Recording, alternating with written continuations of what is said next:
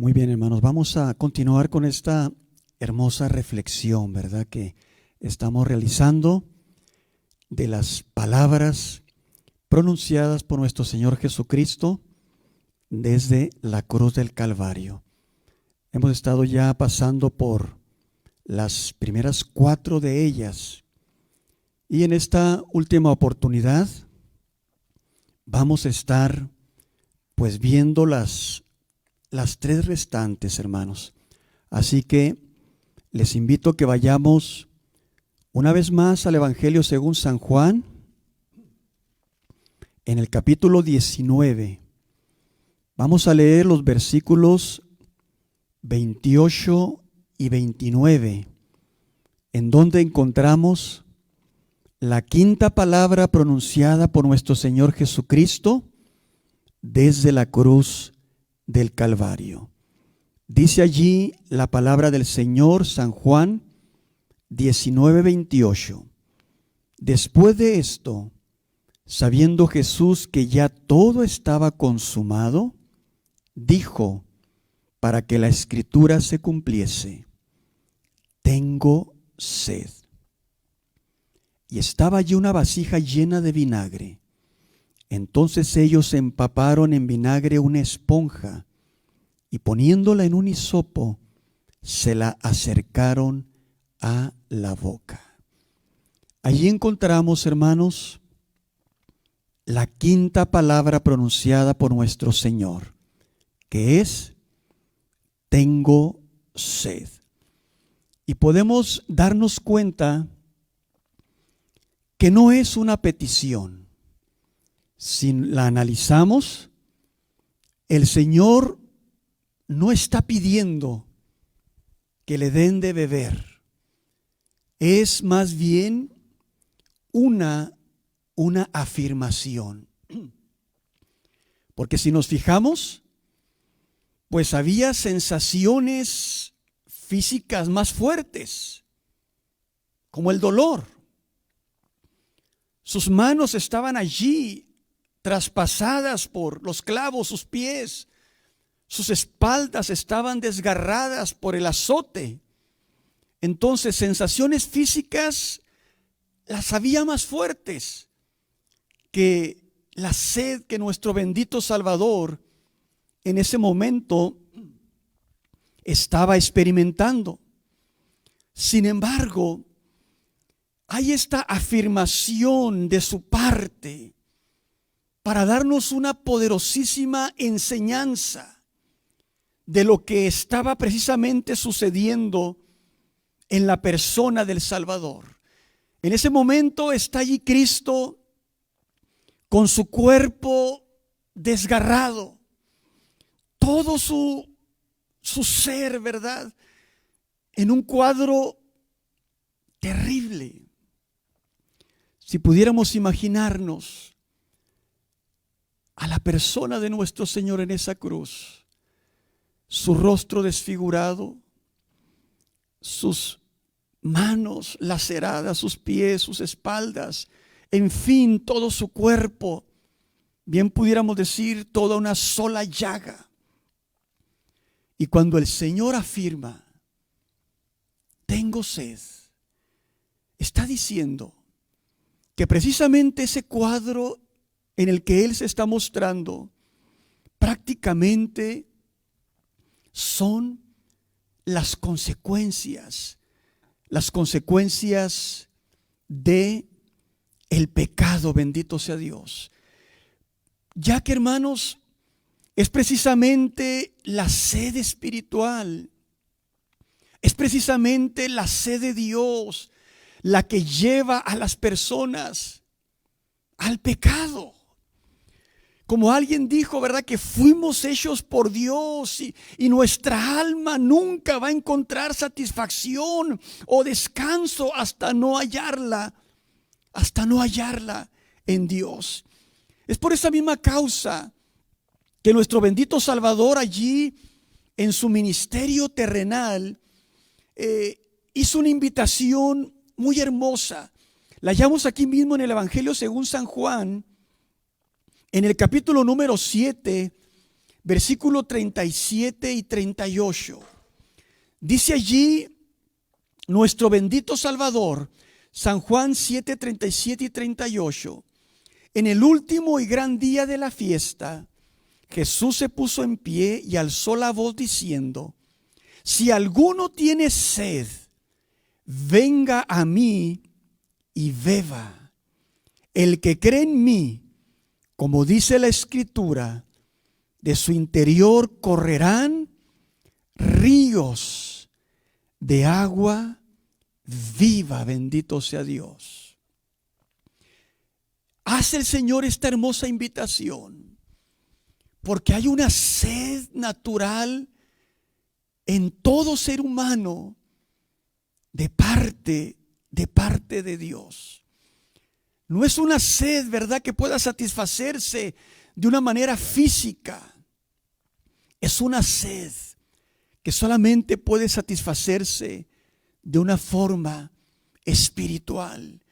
Y el único satisfactor es precisamente nuestro Señor. Por eso hace esa hermosa invitación: si alguno tiene sed, venga a mí y beba. Y en diferentes partes de la Escritura hallamos afirmaciones similares, invitando, ¿verdad?, a que bebamos del agua de la vida. ¿Por qué? Porque en términos espirituales hay esa necesidad en todo ser humano. Y cuando no la satisfacemos en Dios, definitivamente vamos a tratar de satisfacerla en lo que no es Dios, en el pecado.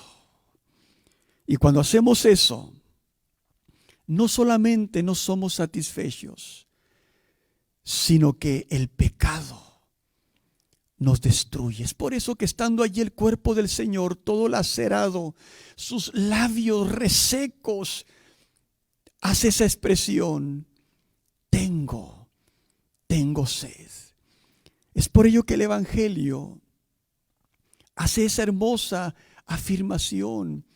Pero ¿cuántas veces, esa afirmación de invitación a satisfacer esa sed espiritual, pero cuántas veces, desgraciadamente, el ser humano rechaza la invitación divina y trata de satisfacer esa sed espiritual de una manera incorrecta? Y venimos a estar igual que como lo hacía el pueblo de Israel en esa cita famosa de Jeremías capítulo 2 y versículo 13.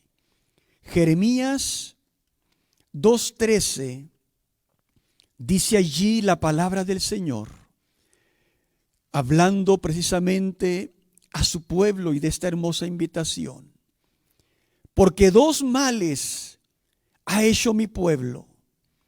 Me dejaron a mí fuente de agua viva y cavaron para sí cisternas rotas que no retienen el agua. Bendito sea Dios. En cierta ocasión, un artista de pintura quiso pintar un cuadro en donde representara la inocencia. Y fue y buscó allí, ¿verdad?, en su pueblecillo donde vivía, y pues contrató, ¿verdad?, a una joven mujer con su pequeño hijo, y los llevó a su estudio y puso a ese pequeñito, ¿verdad?, junto a su madre en una postura como de oración, como orando a Dios. Y tomando eso como modelo, este pintor hizo su cuadro. Y cuando lo terminó, pues quedó tan satisfecho de aquella pintura que la colgó en su estudio, ¿verdad?, en su estudio privado. Ahí estaba ese niño, ¿verdad? Con una cara así de la inocencia, claramente reflejada, con sus ojos vivos, sus mejillas rosadas.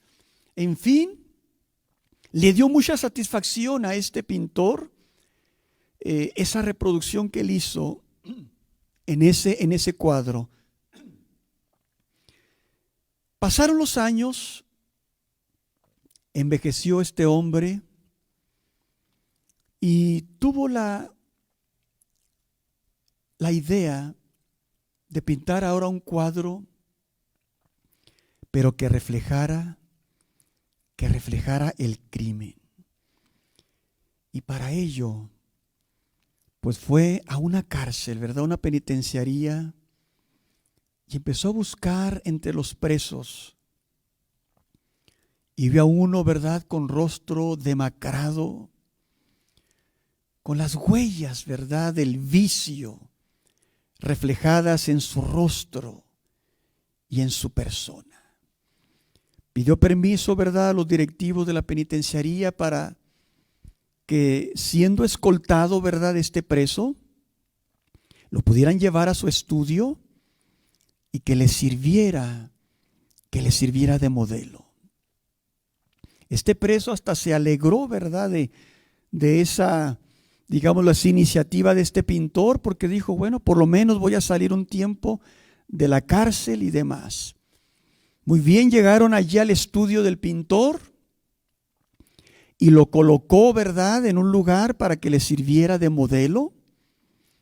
Y cuando ya estaba el pintor, ¿verdad?, ya preparándose para iniciar su trabajo, ve que aquel hombre, que aquel preso, comienza a llorar.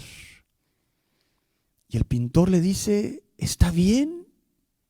¿Qué le pasa? ¿Qué le sucede? Y este hombre le responde, ese cuadro, la persona que está en ese cuadro, ella es mi madre. Yo soy ese niño que usted tiene allí pintado.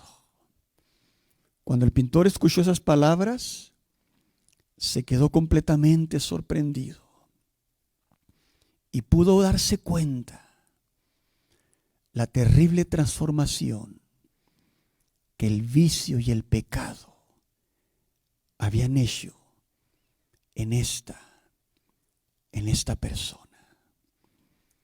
Es por ello que cuando Cristo dice, tengo sed, está diciendo que no importa por dónde busquemos para saciar y satisfacer la sed de nuestras almas, si no lo hacemos en Dios, siempre vamos a quedar sedientos.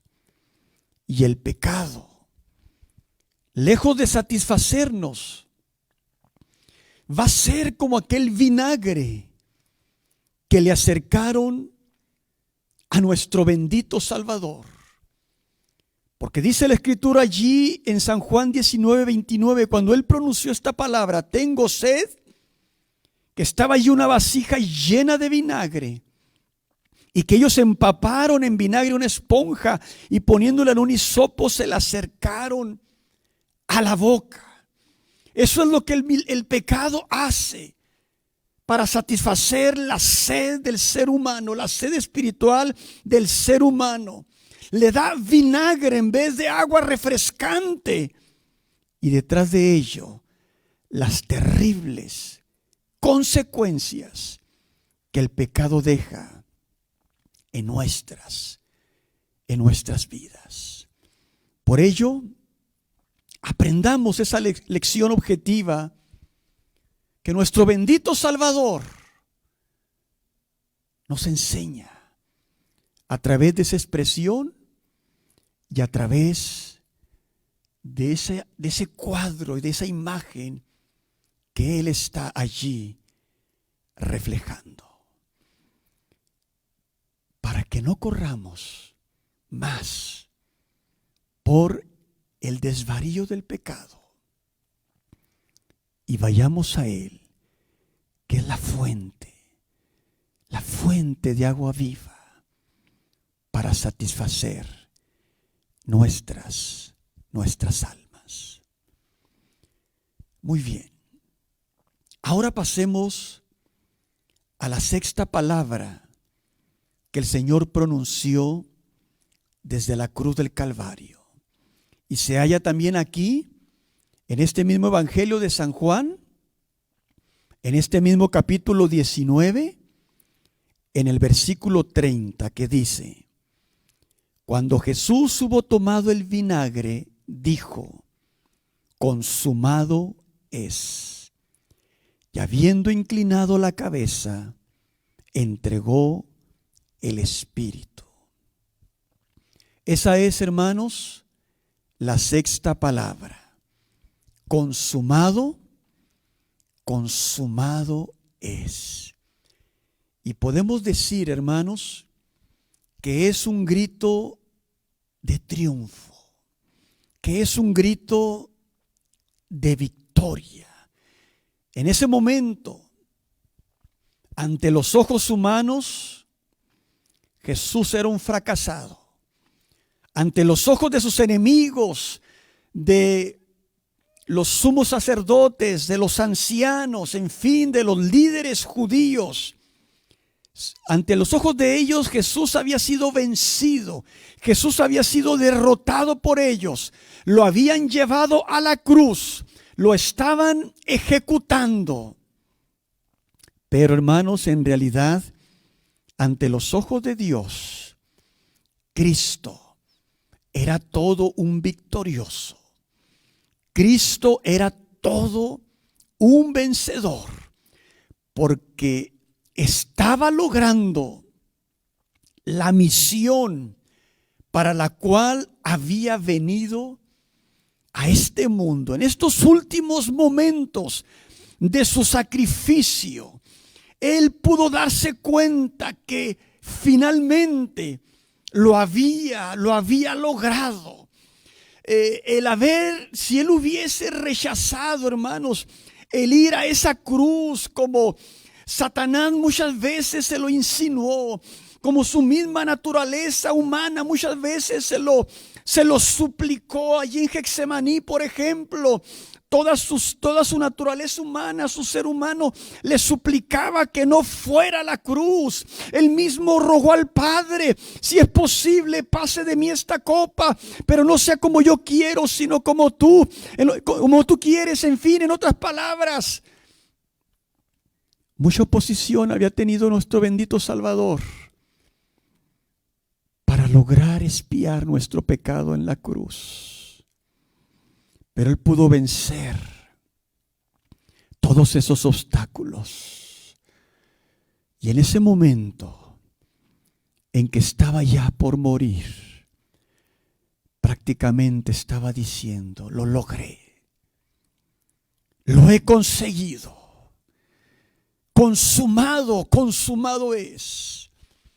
Cuando Él se presentó ante sus discípulos, después de su resurrección, hallamos una situación muy interesante. Mira, acompáñenme allí a Lucas capítulo 24, para que leamos los versículos del 44 al 47, en donde, después de haber convencido a sus discípulos de que en verdad había resucitado, los discípulos estaban como absortos, como no entendiendo, como diciendo: entonces, ¿por qué te dejaste crucificar? Y es cuando el Señor les da estas hermosas palabras en Lucas 24:44. Y les dijo: estas son las palabras que os hablé, estando aún con vosotros. Y fijémonos en esta declaración: que era necesario que se cumpliese todo lo que está escrito de mí en la ley de Moisés, en los profetas y en los salmos. Entonces les abrió el entendimiento para que comprendiesen las Escrituras.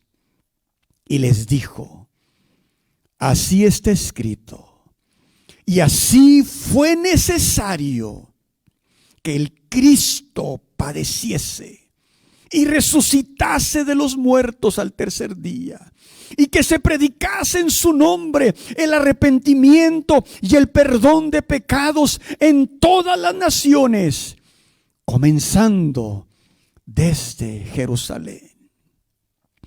Para los discípulos y la nación judía, el concepto que tenían del Mesías pues era de un líder político y militar que habría de libertar a la nación, amén, a través precisamente de la milicia y demás.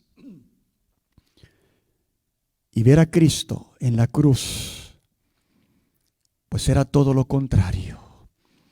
Pero aquí Él les muestra por las Escrituras que el Cristo había de padecer, que el Cristo necesitaba padecer, y cuando lo hiciese, entonces iba a haber un evangelio que predicar por todo el mundo.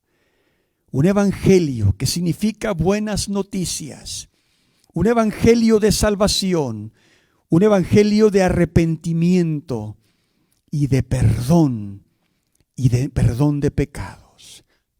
Cuando Él dice consumado es, está hablando, hermanos, con toda claridad de una salvación perfecta a la que no se le puede añadir nada y tampoco lo necesita.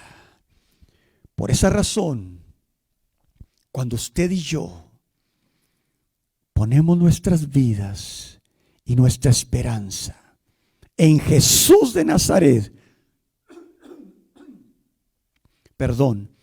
la estamos poniendo en un vencedor, en un victorioso, en aquel que dio ese grito de victoria cuando en la cruz del Calvario dijo: consumado, consumado es.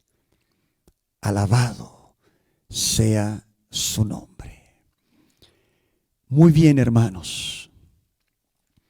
Por último, vamos a entrar a la séptima y última palabra pronunciada por nuestro Salvador. Para ello vamos a ir nuevamente al Evangelio de Lucas, en el capítulo 23. Esa palabra o frase pronunciada por nuestro Señor, la séptima y última, la hallamos en el verso 46, que dice: entonces Jesús, clamando a gran voz, dijo: Padre, en tus manos encomiendo mi espíritu. Y habiendo dicho esto, expiró. Alabado sea su nombre. Nuevamente surge de los labios del Señor la palabra Padre. Su obra está concluida. Su obra está terminada. Esas tinieblas ya se han ido. Nuevamente el rostro del Padre se muestra cercano al Hijo, bendito sea Dios. Entonces en su mente omnisciente sabe perfectamente que la redención ha sido completada. Por esa razón, y de una manera consciente y voluntaria, le permite a la muerte que lo toque. O sea, no fue sino hasta el momento en que Cristo se lo permitió que la muerte pudo tocar su vida que la muerte pudo tocar su cuerpo. Y eso concuerda con lo que él mismo afirmó. Allí en el capítulo 10 de San Juan, versículos 17 y 18, que dice, hablando nuestro Salvador, por eso me ama el Padre, porque yo pongo mi vida para volverla a tomar. Nadie me la quita. Y escuchémoslo bien, porque aun cuando se entregó en los brazos de la muerte, eso fue cuando él ya se lo permitió. Una vez que supo perfectamente que la obra era consumada, fue cuando la muerte se pudo acercar a él. Por eso él dijo, nadie me la quita, sino que yo de mí mismo la pongo. Tengo poder para ponerla y tengo poder para volverla a tomar. Bendito sea Dios. Cuando Cristo, hermanos, murió en la cruz, Él murió de una manera muy distinta a como hubiera muerto cualquier ser humano. Cualquier ser humano, al salir el espíritu, su cuerpo hubiera caído colgado en esa cruz. Sin embargo, aquí la palabra nos dice con toda claridad que el Señor acomodó su cabeza para entregar el espíritu, hablándonos con toda claridad de una muerte consciente y voluntaria. Habiendo cumplido su obra, ahora se entrega en las manos del Padre Celestial, diciendo, Padre, en tus manos encomiendo mi espíritu. Y ese es un reto también para todos nosotros. Porque un día también usted y yo, todo ser humano, tendremos que terminar nuestro camino, nuestra carrera en esta vida. Y si nos refugiamos en la obra preciosa concluida por Cristo en la cruz, cuando también nuestro momento llegue, lo podremos hacer con seguridad y confianza, como lo hizo nuestro bendito Salvador. Cuando llegó para él ese momento de la muerte, él con toda tranquilidad se entregó a ella, diciendo así, Padre, en tus manos encomiendo mi espíritu. Si Cristo es nuestro Salvador y Señor de nuestras vidas, cuando lleguemos al final momento de nuestra jornada en esta tierra, podremos también nosotros partir de igual manera, con toda seguridad y con toda confianza. Es por ello que al reflexionar en estas 7 palabras que el Señor pronunció mientras pendía de esa cruz, el llamado por excelencia que se nos hace a través de todas ellas es que echemos mano de ese recurso divino del cual el cielo nos ha provisto. Es por eso que, y como dice ese versículo central de San Juan 3:16, que nos expresa, porque de tal manera amó Dios al mundo, que ha dado a su Hijo unigénito, para que todo aquel que en Él cree no se pierda, mas tenga la vida eterna. Dios ya hizo su parte, el darnos a su Hijo, a su unigénito, lo cual le costó muchísimo. A Dios Padre dar a su Hijo, a Dios Hijo darse en sacrificio. Ahora queda el hacer nuestra parte, como lo dice ese hermoso versículo, para que todo aquel que en Él cree no se pierda, mas tenga esa vida eterna. O sea, para que nosotros nos apropiemos de esa gloriosa salvación. Y una vez que la hayamos hecho, no la descuidemos, no la dejemos ir de nuestras vidas, sino que la valoremos con todo nuestro corazón. Por eso, hermanos, es que desde el púlpito del Calvario, a lo largo de estos 3 días, hemos tenido esta reflexión procedente de las 7 palabras o frases pronunciadas por nuestro bendito Salvador mientras pendía de esa cruz. Dios los bendiga a todos.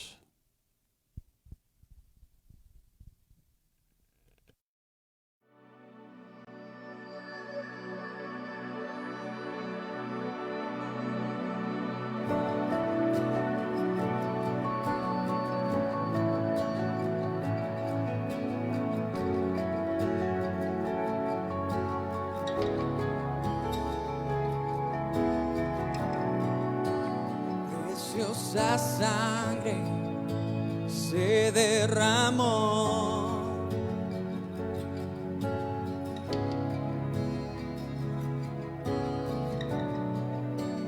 preciosa sangre fluyó por amor,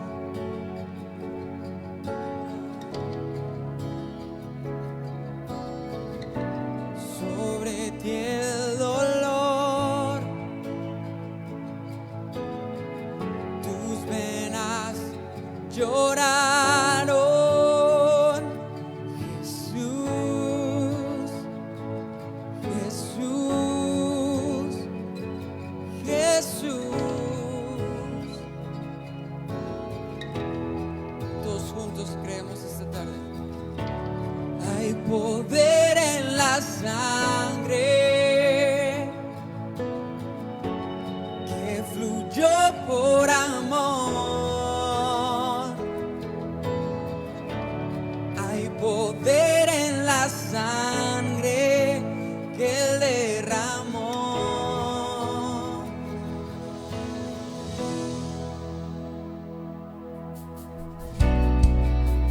Preciosa sangre que me purificó.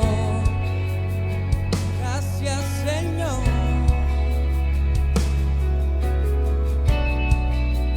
Preciosa sangre que me transformó.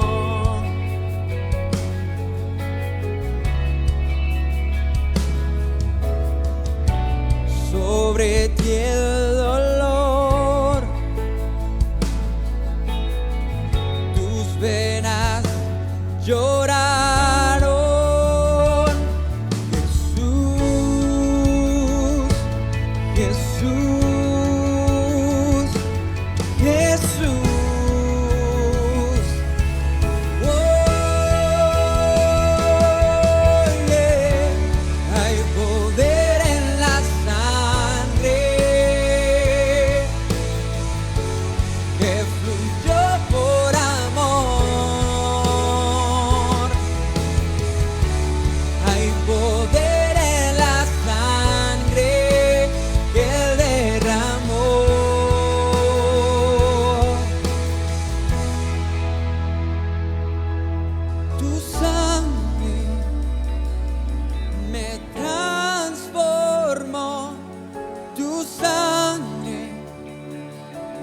me perdonó, tu sangre